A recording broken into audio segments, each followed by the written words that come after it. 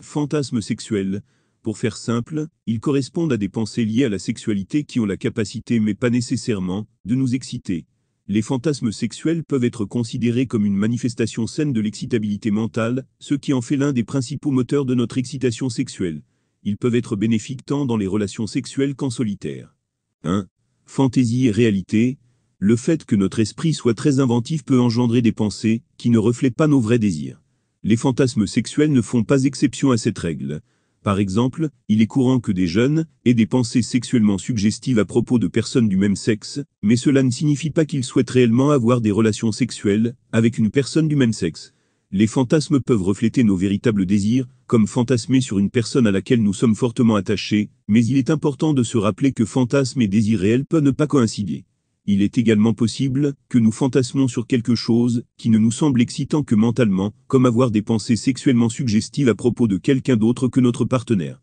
Cela ne signifie pas forcément que nous voulons réellement avoir des relations sexuelles avec cette personne, car dans la vraie vie, cela pourrait causer des conséquences indésirables. De plus, nous pouvons être excités par un aspect spécifique de cette personne, sans vouloir avoir de contact sexuel avec elle. Les fantasmes impliquant la domination et le viol sont complexes.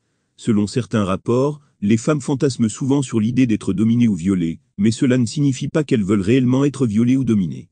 Il est important de noter que le contrôle de nos pensées est entièrement entre nos mains, et que nous pouvons arrêter le contenu de nos fantasmes à tout moment.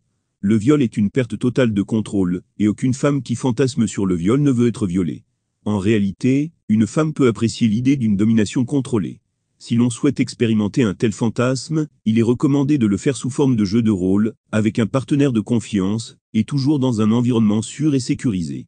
Les limites du jeu de rôle sont définies à l'avance, et il peut être arrêté à tout moment. 2. Fantasmes sexuels dans les relations. Les fantasmes sexuels font partie des relations amoureuses, car notre esprit est l'un des principaux moteurs de notre excitation. Il est courant que les deux partenaires aient des fantasmes sexuels, même pendant les rapports sexuels. Ces fantasmes peuvent porter sur leur partenaire, ou sur quelque chose de différent, comme une personne inconnue, ou un ancien partenaire. Bien que certains puissent considérer ces fantasmes comme une trahison mentale, la réalité est que les fantasmes ne reflètent pas nécessairement un désir de tromper son partenaire. Au contraire, ils peuvent aider à pimenter la vie sexuelle en apportant une certaine fraîcheur à une relation à long terme.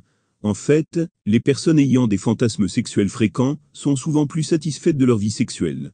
Alors, ne vous inquiétez pas si vous ou votre partenaire avez des fantasmes sexuels, car cela peut aider à renforcer la relation et à augmenter le plaisir sexuel. 3. Partager des fantasmes. Le fait d'avoir des fantasmes ne signifie pas forcément que nous voulons les réaliser dans la vie réelle. Cependant, il est possible que certains de ces fantasmes soient partagés avec notre partenaire et qu'ils soient réalisables.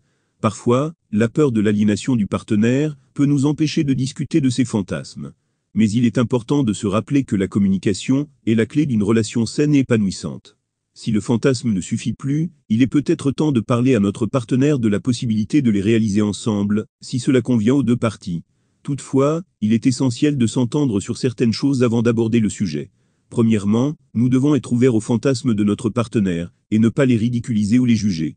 Deuxièmement, nous devons nous promettre que notre partenaire peut refuser de réaliser un fantasme à tout moment.